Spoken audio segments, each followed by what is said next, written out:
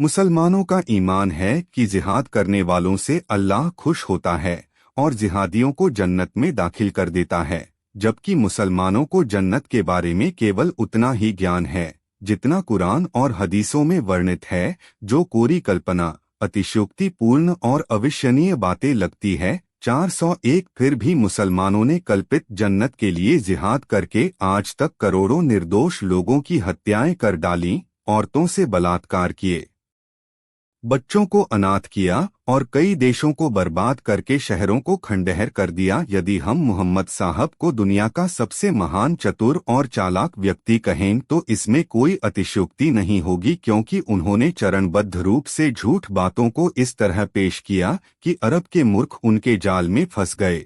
इसके लिए पहले तो मोहम्मद साहब ने खुद को अनपढ़ घोषित कर दिया ताकि उन पर कुरान लिखने का आरोप नहीं लगे। ऐसे अनेकों प्रमाण दिए जा सकते हैं कि मोहम्मद पढ़ सकते थे और अरबी लिपि में लिखी गई हिब्रू भाषा की तौरेत, बाइबल पढ़ सकते थे। यदि वह अनपढ़ होते तो व्यापार में बिना लिखापढ़ी के हिसाब कैसे करते? मोहम्मद साहब की चालाकी का दूसरा सबूत यह है कि जब मक्का के लोगों ने उनको खदेड़ दिया तो वह मदीना में अपना मायाजाल फैलाने लगे। वह जानते थे कि मूर्ख अरब लोगों की सबसे बड़ी कमजोरी औरत है। मोहम्मद की योजना थी कि अगर अरब के बद्दुओं को जन्नत की नई कुंवारी औरतों का लालच दिया जाए तो वह जिहाद के लिए मरने मारने पर उतारू हो जाएंगे और उन अकल के अंधे जिहादियों की बदौलत अरब में इस्लामी राज्य स्थापित किया जा सकेगा। लेकिन मोहम्मद साहब की योजना पूर्ति में सबसे बड़ी रुकावट यह थी कि मक्का के लोगों की तरह मदीना के लोग भी मोहम्मद को पागल, मजनू और प्रेतग्रस्त कहने लगे और उनका मजाक उड़ाने लगे। तब खुद को अल्लाह का प्यारा रसूल साबित करने के लिए मोहम्मद यह चालें चली। पहले तो उन्होंने घर बैठे ही यह बात फैला दी कि उन्होंने एक ही दिन में यरूशलेम स्थित अल अक्सा मस्जिद की सैर कर डाली। फिर दूसरा झूठ यह फैलाया कि उसी दिन उन्होंने इसी शरीर से जन्नत को भी देख लिया और उसके सबूत के लिए जन्नत में एक बेर प्रजाति के पेड़ के होने का दावा कर दिया। और जब लोग फिर भी नहीं माने तो मोहम्मद साहब ने कह दिया कि जन्नत में उन्होंने 4 नदियां भी देखी हैं, जिनके नाम मोहम्मद ने बाइबल में दी गई नदियों के नामों से हदीस में लिख दिए। इस लेख में हम क्रमशः बाइबल, कुरान, हदीस और अन्य प्रमाणों के आधारों पर मोहम्मद के झूठ और उनकी फर्जी जन्नत की यात्रा, जन्नत का भंडाफोड़ किया जा रहा है।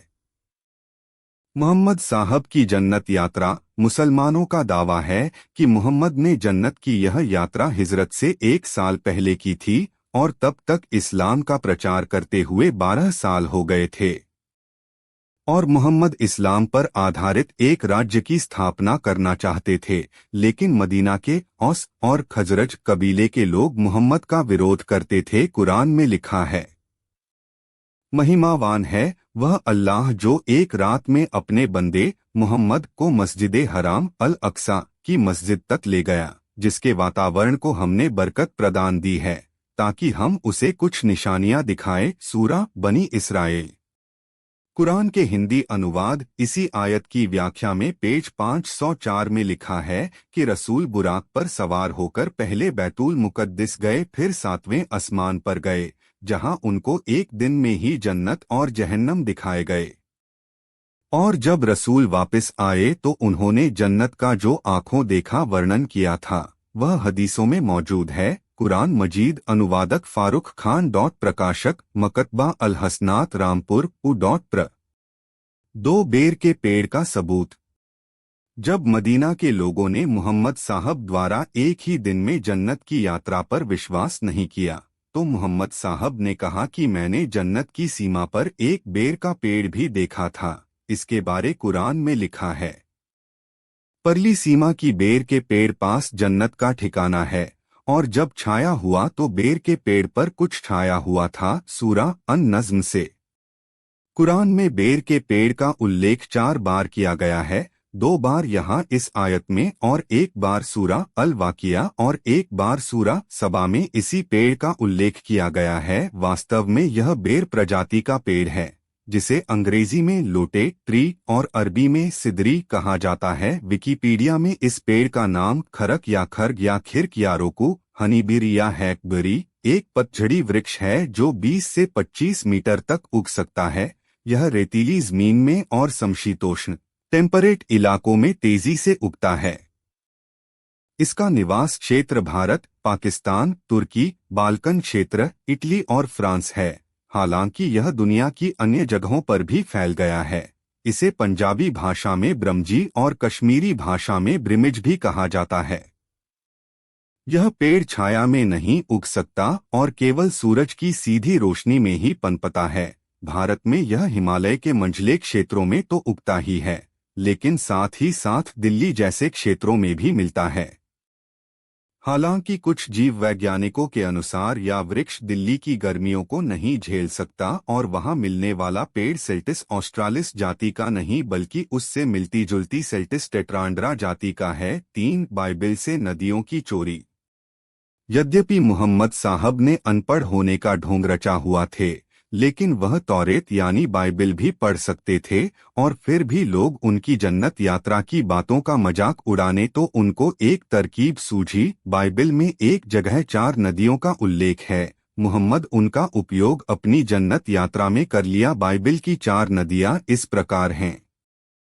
उस वाटिका को सींचने के लिए अदंत से एक महानदी निकली जो आगे जाकर 4 धाराओं में बंट गई। पहली धारा का नाम पीशोन है जो हवीला देश को घेरे हुए है और दूसरी नदी का नाम गीहोन है जो कूश देश को घेरे हुए है और तीसरी नदी का नाम हिद्देकल है जो अश्शूर के पूर्व में बहती है और चौथी नदी का नाम फरात है। हदीसों में जन्नत की नदियां।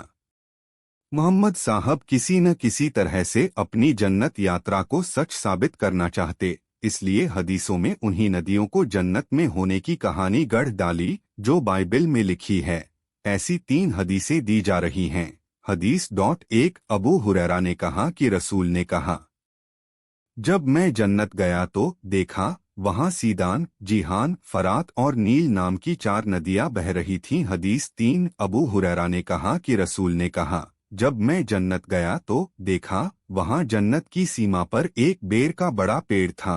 मैंने उस पेड़ पर चढ़कर देखा कि जन्नत में 4 नदियां बह रही हैं, जिनमें नील और फरात का बहाव ढलान की तरफ था। तब मेरे सामने 3 प्याले दिए गए, एक में दूध, दूसरे में शहद और तीसरे में शराब थी, और मैंने दूध पी लिया और एक ही दिन में जन्नत और दोजख को देखकर घर वापस आ गया। मुहम्मद की चालाकी पकड़ी गई।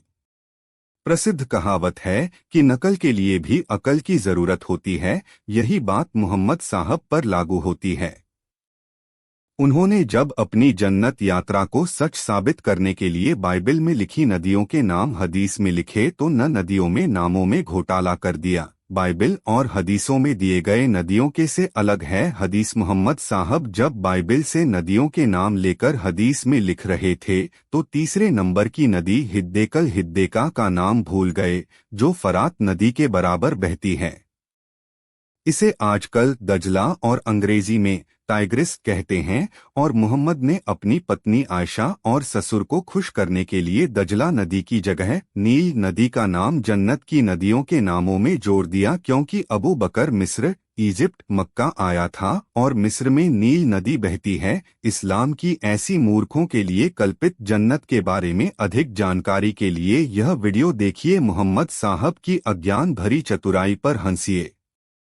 6 जन्नत की कालगणना।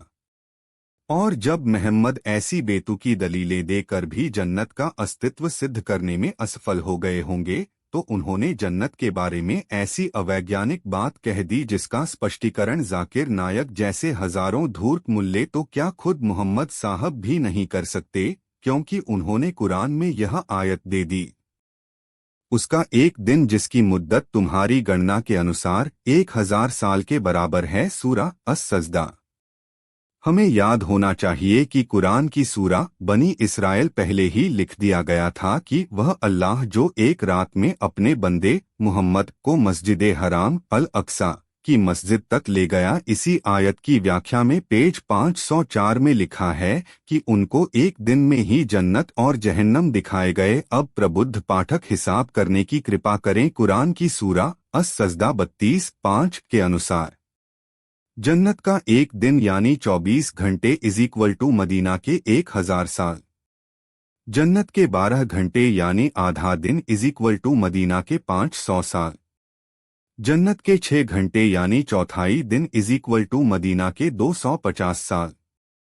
जन्नत के 3 घंटे यानी एक पहर = मदीना के 125 साल। बताइए, यदि मोहम्मद जन्नत इतने समय तक रहे होते तो जब वह मदीना वापस आकर देखते कि उनका पूरा परिवार कब का मर चुका है, लेकिन ऐसा नहीं हुआ क्योंकि जन्नत नाम की कोई जगह नहीं है। मोहम्मद साहब झूठी जन्नत का लालच देकर मूर्ख मुसलमानों से जिहाद करके अपना राज्य स्थापित करना चाहते थे। इसलिए हमारा इतना ही अनुरोध है कि मोहम्मद साहब की जन्नत तो झूठी निकली और उसके लालच में दुनिया को जहन्नम बनाने से अच्छा है कि इसी दुनिया को स्वर्ग बनाया जाए। जन्नी जन्मभूमिश्च स्वर्गादपि गरीयसी। जहन्नम में जाए जिहादियों की जन्नत। मोहम्मद साहब की जन्नत यात्रा की कहानी अच्छा लगा तो चैनल को सब्सक्राइब करना फ्रेंड्स रिक्वेस्ट है।